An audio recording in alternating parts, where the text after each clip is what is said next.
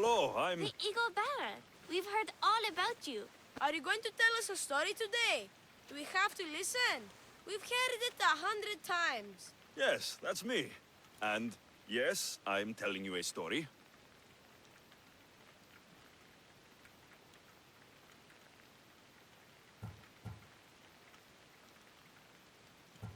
Gather round and listen, children, while I spin you the yarn of Perseus.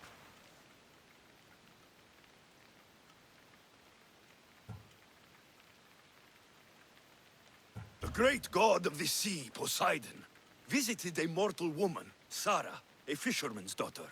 The god of the sea frolicked with her in the shape of a dolphin, and she knew his love. Ugh! Is this a kissing story? Relax, I'm just setting it up. Soon, Sarah gave birth to a child, the half-blood hero, Perseus. I thought Perseus' mother's name was Danae, like my sister. Yeah, and his father was Zeus. Well, that's true in some versions. Anyway, at some point, baby Perseus fell off a boat and almost drowned.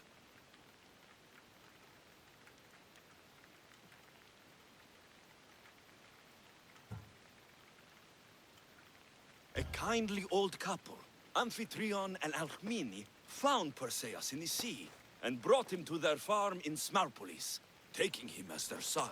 What about his mom, my namesake? Shh, listen. Hera was angry, though, and sent snakes to kill the baby. But Perseus was too strong, and he strangled the snakes in his crib, revealing his godly nature. That doesn't sound right. There are different ways to tell the story, you know. And this story is for the crows?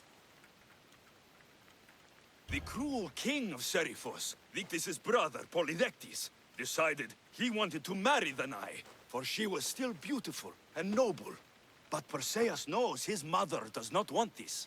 Dictys couldn't stop his brother, so it was up to Perseus to interfere and be annoying.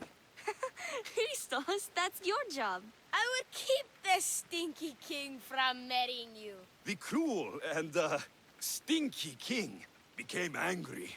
To get rid of Perseus, Polydectes sent him on an impossible quest. Prove yourself a warrior, and fetch me a worthy wedding gift, the king said, by killing a great monster! I knew it! Shh, I knew it too.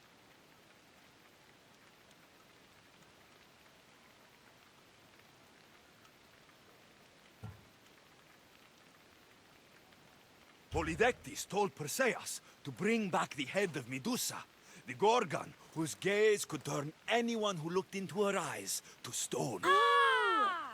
Polydectes knew that Medusa would be Perseus' death. That stinker! But the evil king did not know Perseus was favored by the gods. Hermes gifted Perseus with winged sandals and a silver sickle, and Athena gave him a bronze shield polished mirror bright. Perseus flew to Medusa's lair and used the shield to watch her reflection. He cut off her head with the sickle of Hermes.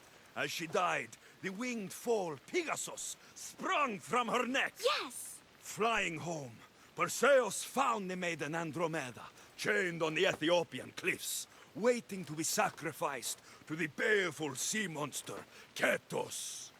Perseus used Medusa's head to turn Ketos to stone, rescued Andromeda, and married her. Take that, Ketos! Perseus returned home to find King Polydectes relentlessly pursuing Danae. They quarreled, and Perseus showed the king his wedding gift. When he saw Medusa's head, Polydectes turned to stone. Yes!